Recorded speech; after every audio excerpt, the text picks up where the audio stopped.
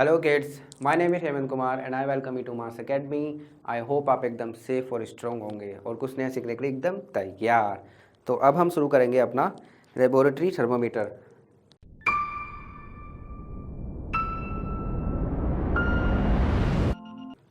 इसी चैप्टर की पार्ट 1 में हमने अपना इस चैप्टर का इंट्रोडक्शन बहुत अच्छे से कवर कर लिया था। ये चैप्टर कौन सा है? चैप्टर 4 है हीट, क्लास 7 का साइंस। हमने क्या सीखा था? क्लिनिकल थर्मामीटर के बारे में हमने कुछ सीखा था।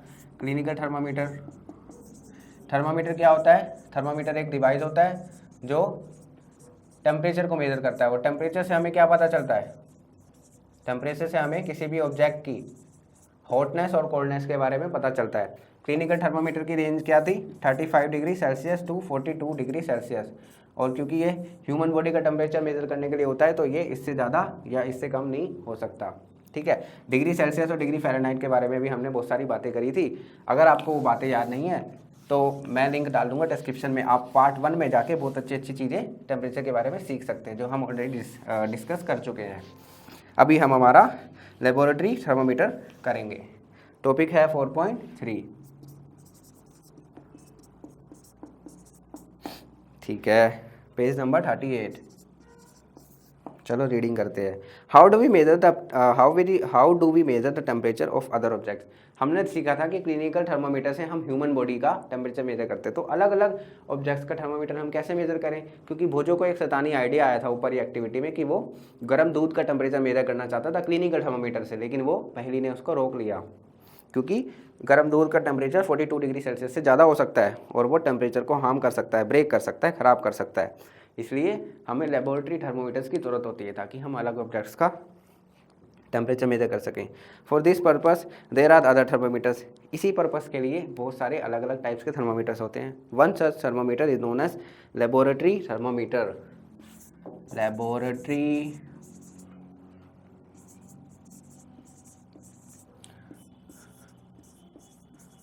Thermometer.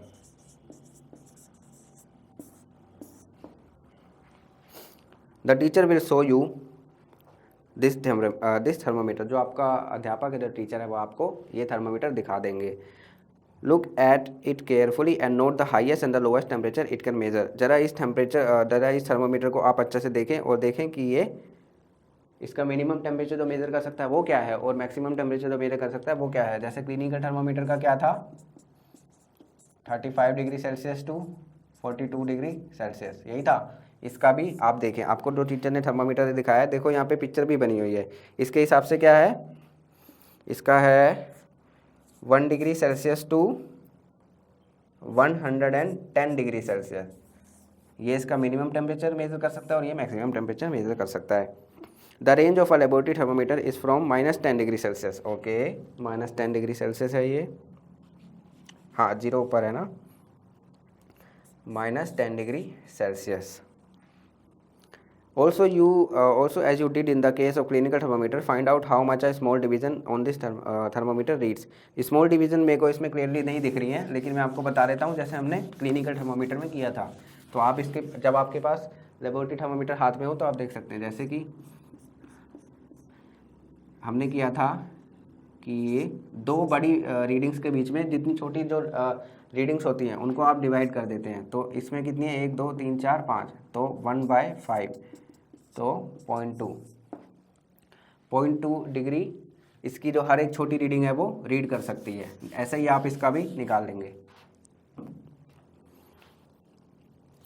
You would need this information to read the thermometer correctly. आपको ये इन्फॉर्मेशन चाहिए होगी थर्मोमीटर को अच्छी तरह पढ़ने के लिए। Let us now learn how this thermometer is use. चलो अब ये सीखते हैं कि इस थर्मोमीटर का इस्तेमाल कैसे किया जाता है।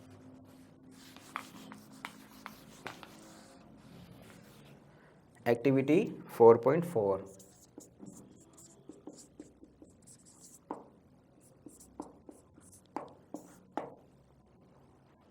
Take some tap water in a beaker और अ मग। टूटी वाला पानी लें आप एक बेकर या फिर मग में ले लिया। Dip the thermometer in water so that the bulb is immerse in water but does not touch the bottom और साइड्स ऑफ द कंटेनर। जो लेबोरेटरी थर्मोमीटर होता है आप इसको इस मग में या फिर बकेट में डालें, लेकिन आप ये इंश्योर करें कि वो बॉटम को ना छू रहा हो और इसकी वॉल्स को भी ना छू रहा हो। होल्ड द थर्मोमीटर वर्टिकली आप उसे पकड़ के रखें, एकदम सीधा पकड़ के रखना है। चलो सीधा पकड़ लेते हैं।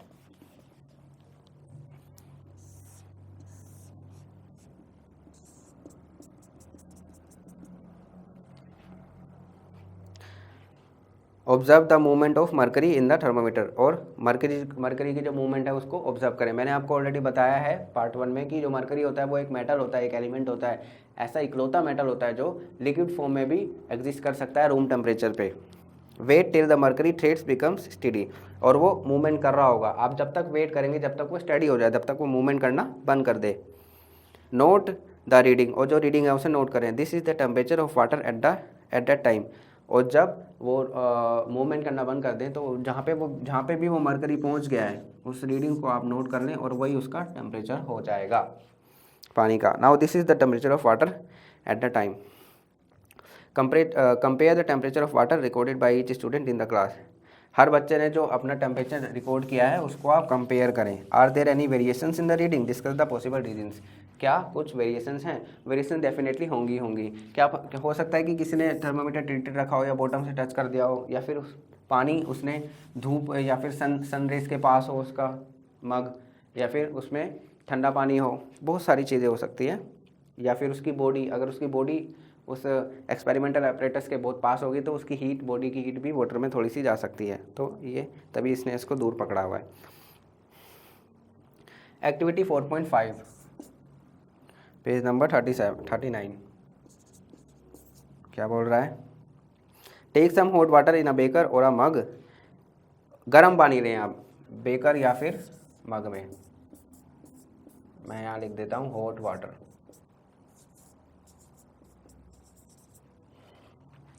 Dip the thermometer in water, wait till the mercury threads become steady and note the temperature. तो थर्मामीटर को डालें और नोट करें कि जो मरकरी है वो कब स्टेडी हो गया। Now take out the thermometer from water. अब थर्मामीटर को पानी से बाहर निकालें। Observe carefully what happens now, और ये देखें कि अब क्या होता है ध्यानपूर्वक। Do you notice that as soon as you take the thermometer out of the water the level of mercury begins to fall. ये क्या था? गर्म पानी था। जब आप इसको बाहर लेके आ गए, इन्वायरमेंट में लेके आ गए, एयर में लेके आ गए, तो इसका टेम्परेचर फटाफट से वापस से नीचे जाने लगेगा। क्यों? क्योंकि ऊपर तो टेम्परेचर कम है हॉट वाटर से। This mean that the temperature must be red while the thermometer in water. इससे ये भी पता चलता है कि जो टेम्परेचर है उसको मेजर किया गया था जब वो पानी के अंदर ही था। You may record that while taking your own temperature. आप रिकॉर्ड कर सकते हैं, याद कर सकते हैं, जब आपने ऊपर एक्टिविटी में अपना खुद का टेम्परेचर लिया था, जब आपने थर्मोमीटर को अपनी जीभ के नीचे रखा था। You have to take the thermometer out of your mouth to note the reading. आपको थर्मोमीटर को बाहर निकालना पड़ा था उस रीडिंग को देखने के लिए। Can you then use the laboratory thermometer to measure your body temperature. तो इसका मतलब ये है कि हम लेबोरेटरी थर्मोमीटर को अपना बॉडी टेम्परेचर लेने के लिए भी इस्तेमाल कर सकते हैं। Obviously it is not convenient to use the laboratory thermometer for this purpose. तो ये बिल्कुल भी अच्छा आइडिया नहीं होगा। Why does the mercury not fall or rise in a clinical thermometer when taken out of the mouth. तो ऐसा क्यों होता है कि लेबोरेटरी थर्मोमीटर का टेम्परेचर तो एकदम फटाफट से गिर जाता है और जो क्लिनिकल थर्मोमीटर का टेम्परेचर होता है वो फटाफट से नहीं गिरता। Observe a clinical thermometer again, do you see a kink near the bulb. अब जब क्लिनिकल थर्मोमीटर है उसे आप ध्यान से देखें, उसमें एक किंक होता है, एक उभार होता है, एक गांठ होती है। उससे क्या होता है? What is the use of the kink? It prevents mercury level from falling on its own. ये मर्करी लेवल को रोकता है अपने आप गिरने से। वो किंक आपको दिख रहा होगा, ऐसा कुछ किंक है कि ये मर्करी लेवल को रोकता है अपने आप नीचे गिरने से, क्योंकि ह्यूमन टेम्परेचर आप बाहर ही निकाल के ऑब्जर्व कर सकते हैं, अपरेटस वाला तो आप देख के ऑब्जर्व कर सकते हैं। तो ये किंक जो आपकी मदद करता है वो ये है, इसका पर्पस आपको पता चल गया। Clinical thermometer has a kink in it. There is a lot of concern over the use of mercury in thermometer. बहुत सारी परेशानियां हैं कि मर्करी को थर्मोमीटर में यूज़ किया जाए कि ना किया जाए। Mercury is a toxic substance. सबसे पहली बात, मर्करी एक टॉक्सिक सब्सटेंस है and is very difficult to dispose of if a thermometer breaks.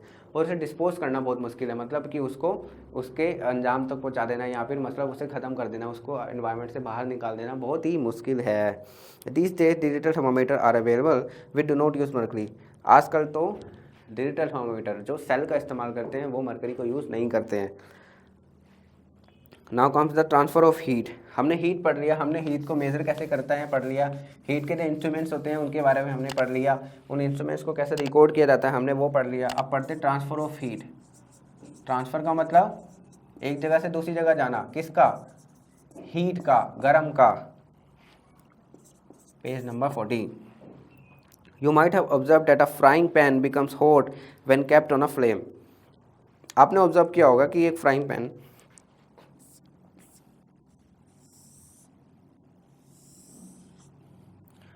Pan गर्म हो जाता है जब उसको स्टोव के ऊपर रखा जाता है या फिर उसके नज़दीक रखा जाता है।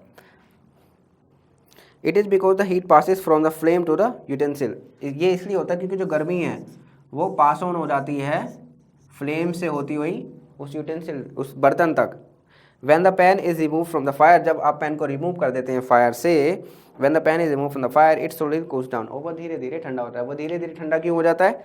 Why does it cool down? वो ठंडा क्यों हो जाता है? The heat is transferred from the pan to the surroundings।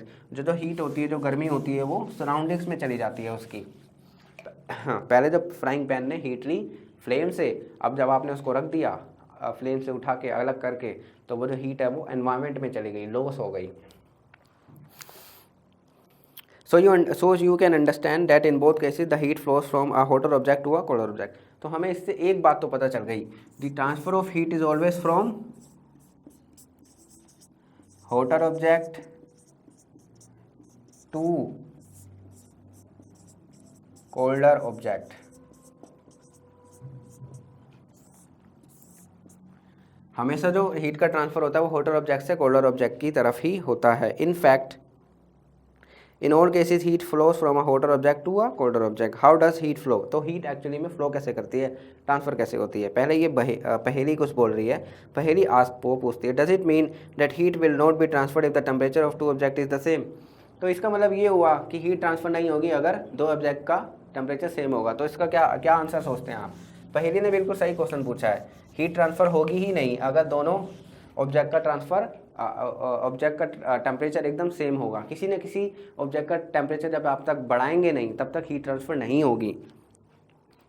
Activity 4.6 से हमें इसका आंसर और अच्छी तरह से मिल जाएगा। देखें तो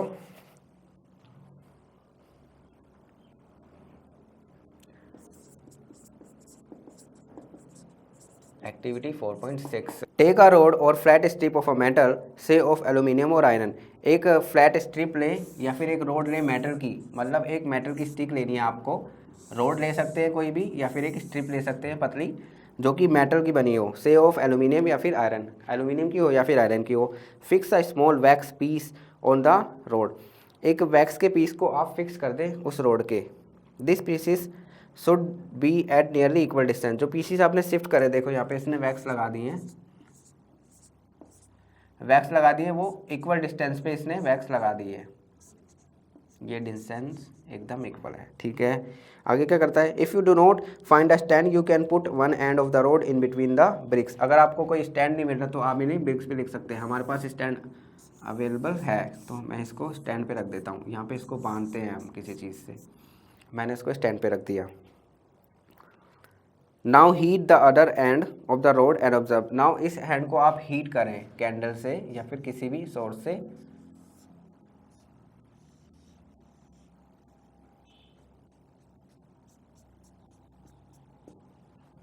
ठीक है।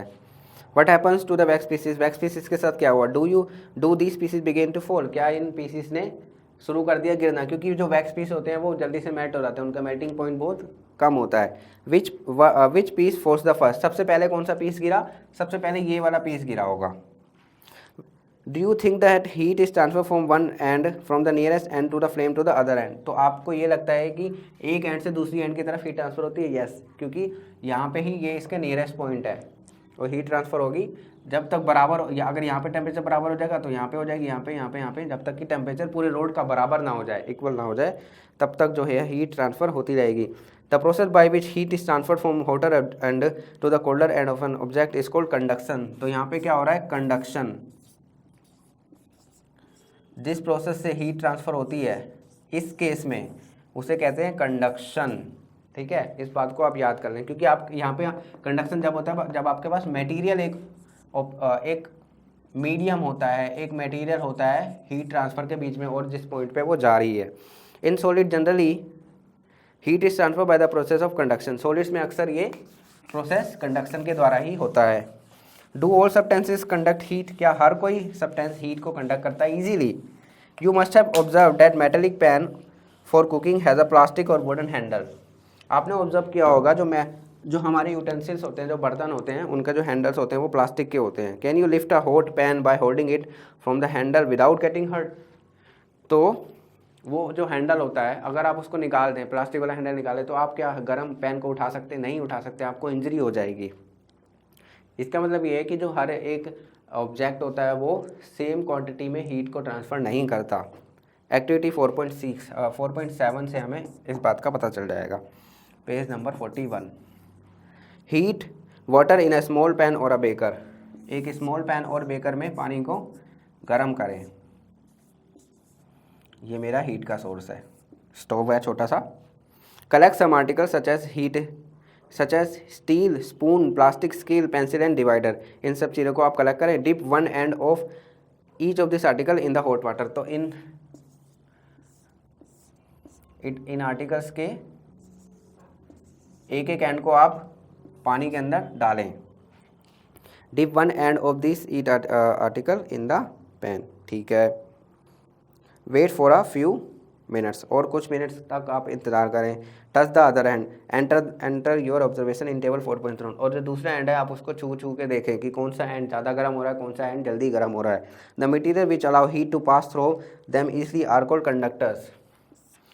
जो मटीरियल्स हीट को पास होने देते हैं बहुत ही आसानी से, उन्हें कहते हैं कंडक्टर्स। क्योंकि हीट को कंडक्ट करने देते हैं ना, इसलिए इन्हें कहते हैं conductors of heat. For example aluminium, iron and copper are very good conductors. The materials which do not allow heat to pass through them easily are poor conductors. जो अपने ऊपर से हीट को बहुत अच्छे से ट्रांसफ़र होने देते हैं उन्हें कहते हैं हम गुड कंडक्टर्स, और जो नहीं ऐसा नहीं होने देते उन्हें कहते हैं poor conductors. Such as plastic and wood, poor conductors are known as insulators. आपने ये टर्म अक्सर सुनी होगी, इंसुलेट कर दो किसी चीज़ को। इंसुलेट मतलब जो चीज़ फ्लो हो रही है आप उसको रोक दें। वो साउंड भी हो सकती है और वो यहाँ पे हीट है। तो आपने हीट जो मटेरियल अपने ऊपर से हीट को धीरे धीरे ट्रांसफ़र होने देता है या फिर मिनिमम ट्रांसफ़र होने देता है उन्हें कहते हैं इंसुलेटर्स। और जो बहुत गुड कंडक्टर्स होते हैं उन्हें कहते हैं conductors. The water and air are poor conductors of heat. जो पानी और हवा है वो पुअर कंडक्टर्स ऑफ हीट हैं। Then how does the heat transfer take place in this substance? तो हीट ट्रांसफ़र कैसे होती है? बहुत स्लो स्पेस से होती है। और ये एक्टिविटी 4.8 में हमें समझ आ जाएगा। 4.8 देखिए ज़रा हम।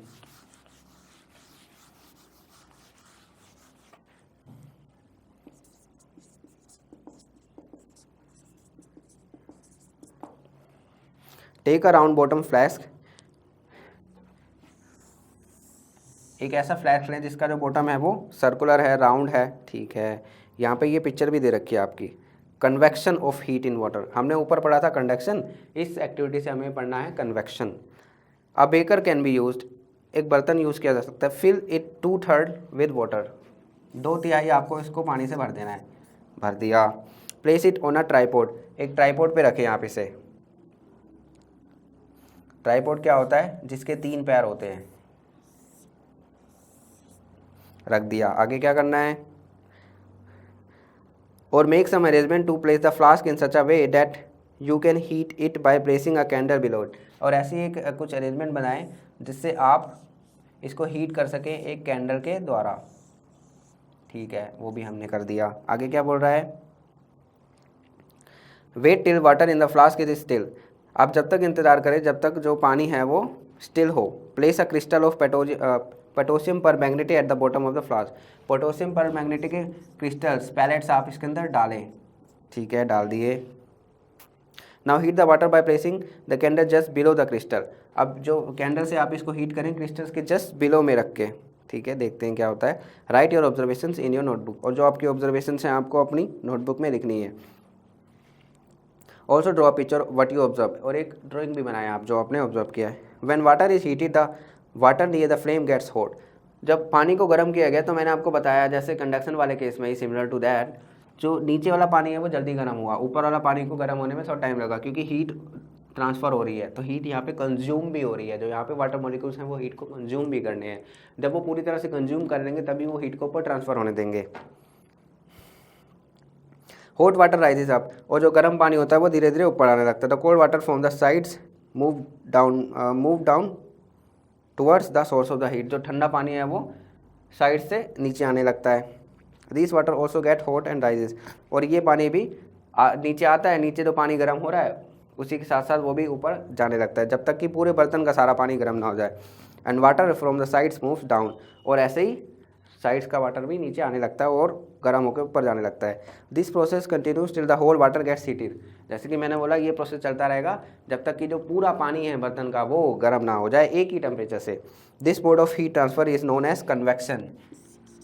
ये जो तरीका है हीट ट्रांसफ़र का इसे कहते हैं कन्वेक्शन। जो दूसरा हमने पढ़ा था उसे कैसे कंडक्शन। कंडक्शन में एक मेटल होता है, एक मटेरियल होता है, एक मीडियम की तरह काम करता है। यहाँ पे मीडियम आपका कोई नहीं है। How does the heat travel in air, air में हीट ट्रेवल कैसे करती है। एयर के अंदर तो कोई मेटल नहीं रखा हुआ ना आपने, मेटल स्ट्रिप या rod. In which direction does the smoke go, और धुआं कौन सी डायरेक्शन में जाता है। The air need the heat source gets hot and rises, जो एयर होती है हीट सोर्स से, अगर इसमें वाटर ना हो एयर हो तो वो जो हीट सोर्स से पास होते हैं वो जल्दी गर्म होती है। The air from the side comes in to take its place, जो साइड सोर्स से जो एयर होती है वो आ जाती है वापस से इसकी जगह लेने। In this way the air gets heat, the flowing activity confirm the idea, और नीचे वाली जो एक्टिविटी है वो इस आइडिया को प्रूव कर देती है। देखते हैं ज़रा एक्टिविटी 4.9। लीट अ कैंडल, एक मोमबत्ती जलाएं।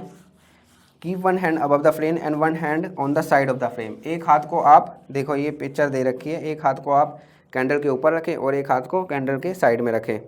Do your hand feels the equal heat, क्या इक्वल हीट की अमाउंट, इक्वल हॉटनेस फील कर रहे हैं आपके हैंड, नहीं कर रहे। If not which hand feels hotter and why, तो कौन सा हैंड आपका हीट ज़्यादा महसूस कर रहा होगा, जो आपने मोमबत्ती के ऊपर रखा है।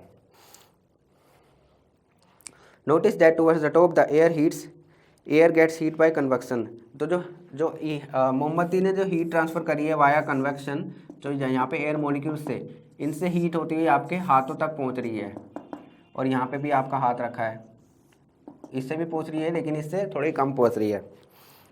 On the side however there is no convection, the air does not feel as heat as the top, और जो साइड में है वहाँ पे हीट इतनी नहीं पहुँच रही है। Therefore the hand above the flame for the people living in the coastal areas experience an interesting formula phenomenon, और जो पीपल जो कोस्टल एरियाज में रहते हैं वो एक बहुत ही इंटरेस्टिंग फिनोमिनन यूज़ करते हैं। जो ये इंटरेस्टिंग फिनोमिनन है इसके बारे में हम नेक्स्ट पार्ट 3 में हम अब बहुत अच्छी तरह से कवर करेंगे, ठीक है। इस चैप्टर का पार्ट 1 में हमने क्लिनिकल थर्मामीटर्स के बारे में पढ़ा, हॉटनेस और कोल्डनेस और टेम्परेचर के बारे में पढ़ा। पार्ट 2 में भी हमने कंडक्शन और कन्वेक्शन ऑलमोस्ट कंप्लीट कर लिया, और एक बहुत ही इंटरेस्टिंग सा टॉपिक आ रहा है सी ब्रीज और लैंड ब्रीज का, जो कोस्टल एरियाज में होता है। कोस्टल एरियाज मतलब जो समुद्र के पास होते हैं, वो हम हमें नया ताज़ा पार्ट 3 में अपना कंप्लीट कर लेंगे बहुत अच्छे से। So please maintain continuity on our channel so that you can never miss the upcoming videos. Please do subscribe our channel and press the notification bell icon. Be healthy, be safe, be humble to each other. Thank you very much. इस class की पूरी syllabus की videos को देखने के लिए subscribe करें हमारे चैनल को और साथ ही बेल आइकन प्रेस करें।